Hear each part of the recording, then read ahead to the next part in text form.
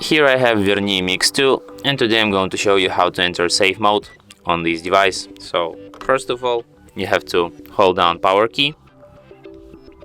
Then when this menu with power off and reboot appears, hold your finger on power off key.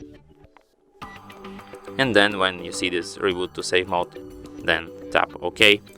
And after that your device will be restarted in a safe mode.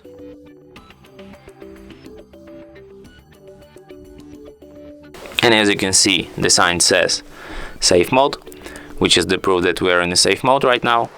So if you want to exit safe mode, just hold down power key and restart your device. And it will be restarted in a normal mode.